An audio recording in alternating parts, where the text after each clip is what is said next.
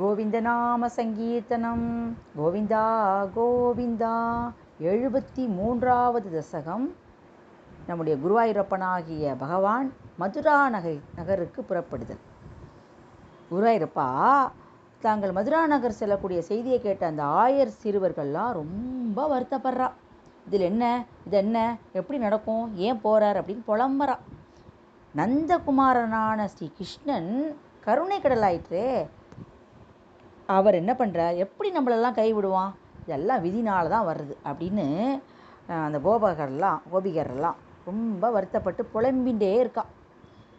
அதாவது இரவினுடைய கடைசி நேரத்தில், மறுநாள் விடிய கார்த்தால நேரம்னு வச்சுக்கோங்களேன், நந்தகோபன் தோழர்களுடைய மதுரா நகருக்கு அப்படியே புறப்படும்போது கோபியர்களுடைய துயரத்தை தணிக்க ஒரு தோழனை நீங்கள் அனுப்பி அருளினீர். என்ன சொல்கிறார், நான் சீக்கிரம் வந்துடுறேன், கவலைப்படாமல் இருங்கோ அப்படின்னு சொல்லிட்டு, உங்களெல்லாம் பாருங்கோ, திருப்பி வந்த உடனே எவ்வளோ மகிழ்ச்சி கடலில் ஆழ்த்த போகிறேன் பாருங்கோ அப்படின்னு சொல்லி ஆறுதல் படுத்தின குருவாயூரப்பா.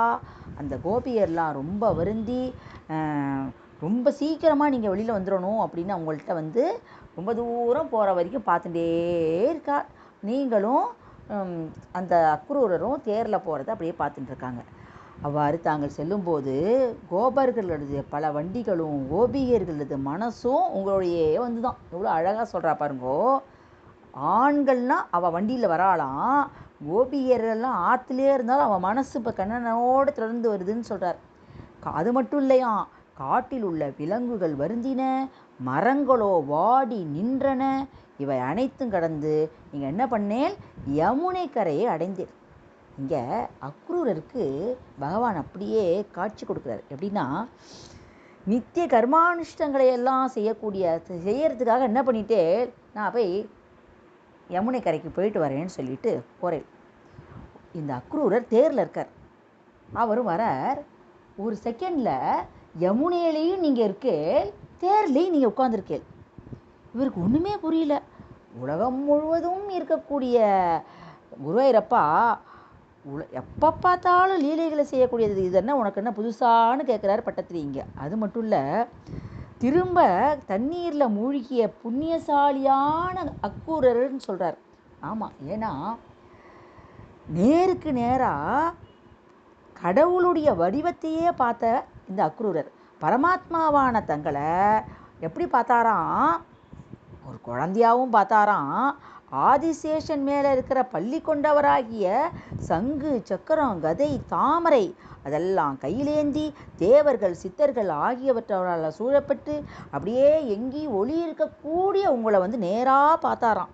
அப்போ அந்த அக்ரூரர் பிரம்மானந்த கடலில் மூழ்கியவனாக சகுண மூர்த்தியான நிர்குண பிரம்மனான உங்களை பார்த்து அப்படியே பலவாறு துதிக்கிறாராம்.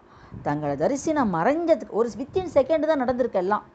அப்படியே அது நடந்து முடிஞ்ச உடனே, அதை பார்த்த உடனே அந்த அனுபவத்தை அப்படியே நினச்சி மெய் சிலிர்த்து தங்கள்கிட்ட வராராம். உடனே நீங்கள் என்ன பண்ணுறலாம், தேரில் உட்காந்துட்டு, என்ன அக்ரூரரே ரொம்ப குளிர் ஜாஸ்தியாக இருக்கோ, மெய் சிலிர்க்குறதா, உடம்பு அப்படியே ஏன் இப்படி சிலுங்குறது அப்படின்னு கேட்குறேலாம். அவருக்கு அக்ரூரருக்கு பேசுகிறதுக்கு வாயே நாக்கே வரலையாம். தழுத்தழுத்து அவரால் பதிலே சொல்ல முடியாமல் நின்னாராம். தேரிலே வீட்டிருக்கக்கூடிய குருவாயூரப்பா என்னையும் காத்தருளோன்னு வேண்டிண்டு இந்த 73வது தசகத்தை முடிக்கிறார். 74வது தசகம் பகவான் மதுராக்கு எழுந்தருளல். குருவாயூரப்பா நீங்கள் என்ன பண்ணிட்டேன், இப்படியே மதுரா நகரத்துக்கு வந்தாச்சு. மத்தியான நேரத்தில் அந்த நகரத்துக்கு சேர்ந்துட்டேன். அந்த நந்தவனத்தில் தங்கி ஆகாரத்தெல்லாம் முடிச்சுட்டு தோழர்களோட நகரத்தை சுற்றி பார்க்க புறப்பட்டீங்க.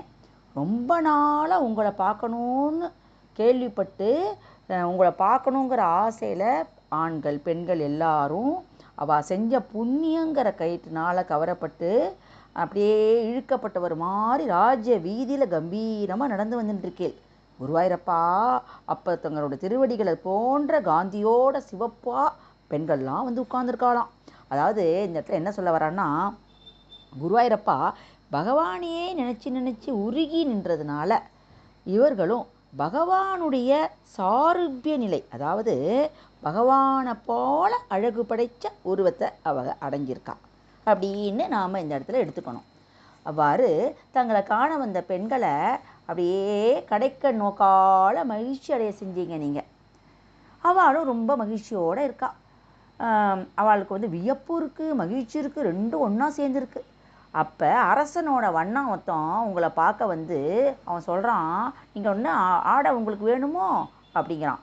அரசனது ஆடைகளை உனக்கு யார் தருவா, ஓடிப்போ ஓடிப்போ அப்படின்னு திமிரோடு சொல்கிறான். அவனோட நீங்கள் என்ன பண்ணிட்டேல், தலையை அப்படியே கொய்திட்டேல், அப்படியே வெட்டிட்டேல் கையால். அவனும் வந்து மரணம் அடைஞ்சான். உங்கள் கையால் அவனுடைய மரணத்தினால அவன் புண்ணிய கதியை அடைஞ்சான்.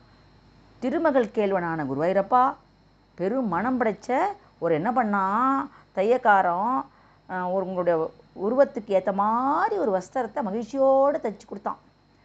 அவனை என்ன பண்ணினேன், நீங்கள் ஸ்ரீவைகுண்டத்துக்கு அழைச்சின்னு போயிட்டேன்.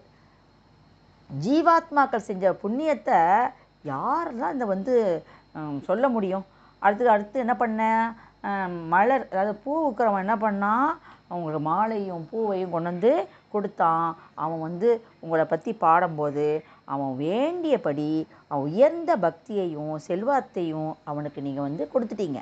இப்படிப்பட்ட குருவாயூரப்பா ஒரு கூனியை காண அவள் வந்து சந்தனத்தெல்லாம் உங்களுக்கு கொடுத்தா. கூடி கூடி ஓடி வந்தான்.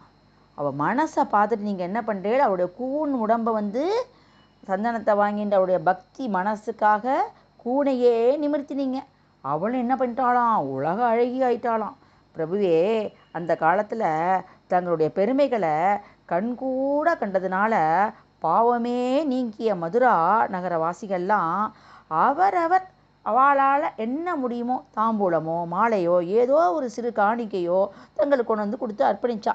அது நானும் புஷ்பங்கள்லாம் கொண்டு வந்து வைக்காமல் போயிட்டேனே அப்படின்னு அதனால தானே நான் இப்படி அனுபவிக்கிறேன்னு சொல்கிறார் இந்த இடத்துல பட்டத்திரி. அது மட்டுமல்ல, பகவானே குருவாயூரப்பா நான் வருகிறேன்னு சந்தன பூச்சி அளித்த கூணிகிட்ட கூறிட்டு நீங்கள் போனும்போது அவளுக்கு வந்து உங்களால் தாங்க முடியல பிரிவை அழறா. நீங்கள் வந்து கோபுரத்தோட வாயில் போகிற வரைக்கும் அப்படியே பார்த்துனே நிற்கிறா. அதுக்கப்புறம் ரொம்ப அதாவது கோலாகலமாக இருக்கக்கூடிய மதுரா நகரில் வில் வச்சிருக்கிற இடத்துக்கு நீங்கள் போகிறீங்க. வெளியிலேருந்து உள்ளே போயிட்டீங்க. நீங்கள் பூஜை செய்கிற இடத்துல ஒரு பெரிய வில் வச்சுருக்கா. அந்த இடத்துல சொல்கிறாங்க மற்றவங்கெல்லாம் தொடாத தொடாத தொடாத அப்படிங்கிறாங்க. ஆனால் அவள்லாம் சொல்லி முடிக்கிறதுக்குள்ளே நீங்கள் என்ன பண்ணிட்டேலாம், நானேற்றி உடைச்சே ஒடிச்சிட்டேன். பிறகு குருவாயூரப்பா நாளைக்கு நடக்கக்கூடிய கம்சவதமாகிய விழா இருக்குது. தூரியம் அப்படிங்கிற முதல்ல வாசிக்கிற அந்த வாத்தியத்தோட ஒளி அது மாதிரி இருந்தது. அப்படியே டங்கு டங்கு டங்குன்னு அடிக்கிறது தான் உங்களோட வில்லிலிருந்து அங்கே வில்லை ஒடிச்ச அந்த சத்தமானது அந்த வில்லினுடைய பேரொளி. இந்த ஒளியானது வானவர்களை கூட மயில் சிலிக்க வைக்கக்கூடிய அளவில் இருந்தது. கம்சன் கூட நடுங்கினான்னா பார்த்துக்கோங்களேன். தாங்கள் முறித்த வில்லோடைய இரு துண்டுகளால் அங்கே காவற்கால்களை அடிக்க அவர்களது கூக்குரல் அப்படியே அடிக்கிறீங்க. அந்த சத்தம் போடுறார் அந்த காவல்காரர்கள். அதை பார்த்த உடனே இந்த கம்சனுடைய நடுக்கம் மேலும் அதிகமாகிடுதான்.